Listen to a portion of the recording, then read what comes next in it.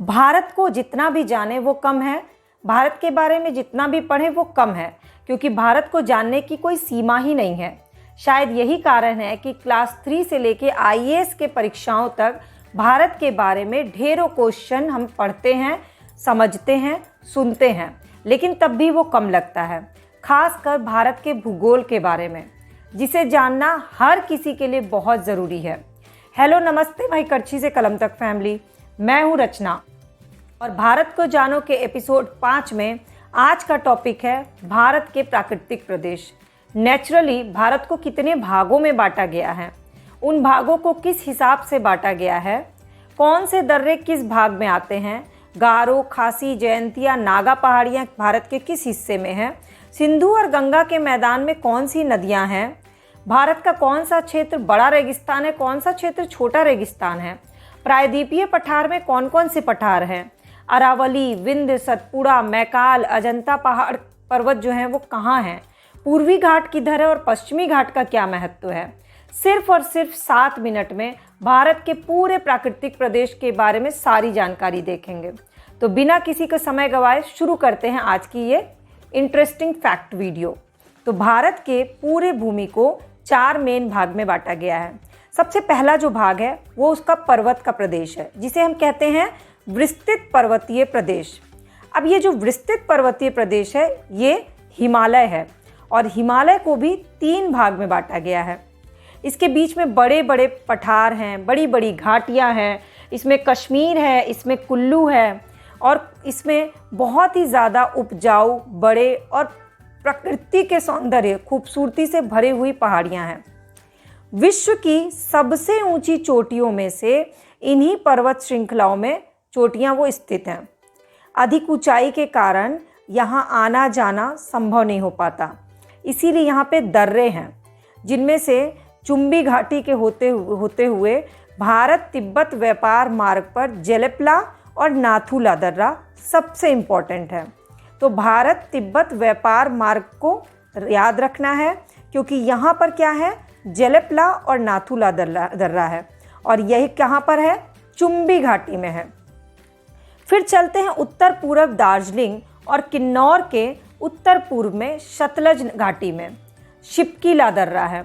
शिपकीला दर्रा ये पर्वतीय दीवार है एक तरह से और ये 2400 किलोमीटर दूरी तक फैला हुआ है।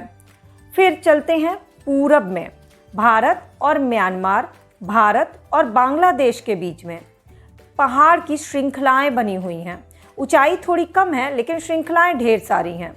लगभग पूरब से पश्चिम यानी ईस्ट टू वेस्ट जब आप जाते हैं तो गारो, खासी, जयंतिया, नागा पहाड़ी की श्रृंखला फैली हुई दिखती हैं और मीज़ो और रखाइन पहाड़ियाँ की श्रृंखला इसको जोड़ती है। तो बेसिकली जो भारत का विस्तृत पर्वतीय प्रदेश है वो 3 भाग में बटे हुए हैं और तीनों भाग में ये पहाड़ हैं और ये दर्रे हैं। दर्रों के और भी कई नाम हैं, जो छोटे छोटे से दर्रे हैं, बहुत ज़्यादा फेमस नहीं है, लेकिन आपको शिपकीला दर्रा, आपको नीतिला दर्रा, आपको बूमडिला, आपको नाथुला दर्रा, आपको जेलेपला दर्रा ये पता होना चाहिए, क्योंकि ये सब कहाँ हैं, विस्तृत पर्वतीय प्रदेश हिमालय में। अब बात हिमालय की हुई है, लेकिन अब हमें चलना है आगे। आगे कहाँ चलेंगे, हम चलेंगे सिंधु और गंगा के मैदान में।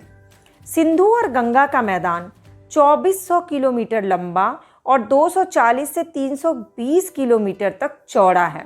अब आप इसकी चौड़ाई का अंदाज़ा लगा सकते हैं, हरियाणा, उत्तर प्रदेश, बिहार, पश्चिम बंगाल तक। यहाँ पर 3 मेन नदियाँ हैं, सिंधु, गंगा और ब्रह्मपुत्र। ये विश्व के विशालतम सबसे बड़े सपाट कछारी विस्तार है और पृथ्वी पे बना सबसे घना क्षेत्र में से एक है ये पूरा एरिया। दिल्ली में यमुना नदी और बंगाल की खाड़ी के बीच लगभग 1600 किलोमीटर की दूरी में केवल 200 मीटर की ढलान है। तो 3 प्रमुख नदी जो हमारे भारत की है, सिंधु, गंगा और ब्रह्मपुत्र, वो कहाँ है, सिंधु और गंगा के मैदान में। और भारत का जो प्राकृतिक प्रदेश है उसका दूसरा हिस्सा जो है वो है सिंधु और गंगा का मैदान। अब हम चलते हैं तीसरे हिस्से में। तो तीसरा हिस्सा है भारत का रेगिस्तानी एरिया, जहाँ पे सिर्फ और सिर्फ बालू है।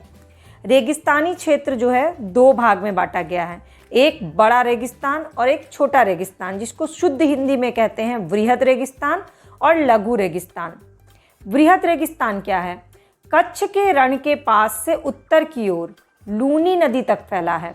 कच्छ के रण से लूनी नदी तक जब आप जाते हैं तो वो एरिया जो है वो वृहद रेगिस्तान है। राजस्थान और सिंध की पूरी सीमा रेखा इस रेगिस्तान में आती है।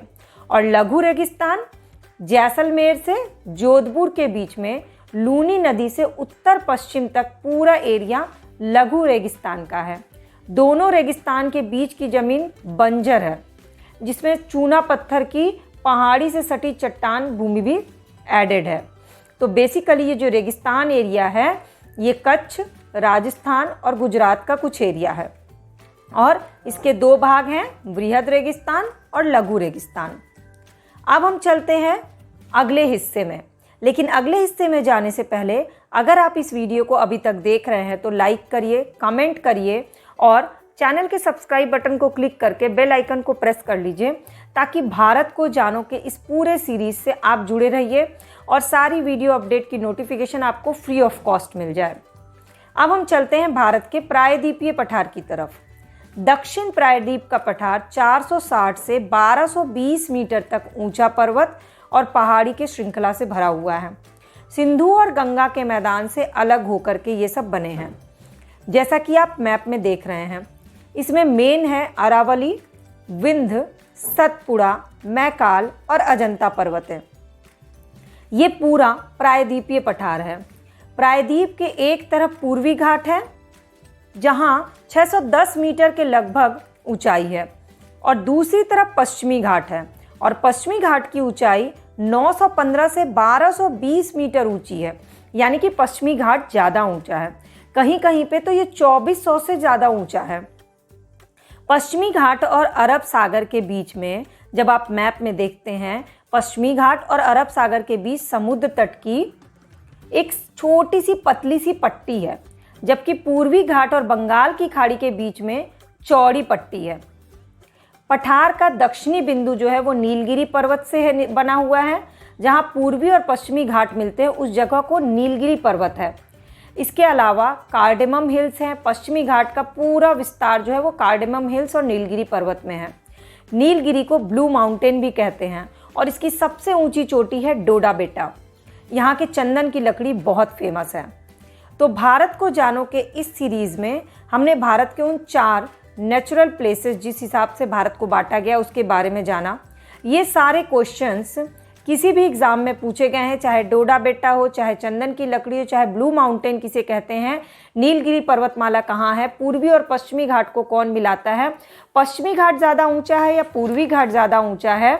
इसके अलावा रेगिस्तान में बृहद रेगिस्तान कहाँ से कहाँ है, लघु रेगिस्तान कहाँ से कहाँ तक हैं, अरावली, विंध्य, सतपुड़ा, मैकाल, अजंता पर्वतमालाएं किस क्षेत्र में हैं, सिंधु और गंगा के मैदान कितनी दूर तक फैले हैं, कौन कौन सी नदियाँ सिंधु और गंगा के मैदान में हैं, विस्तृत पर्वतीय प्रदेश जो हिमालय का एरिया उसमें कौन कौन से फेमस दर्रे हैं।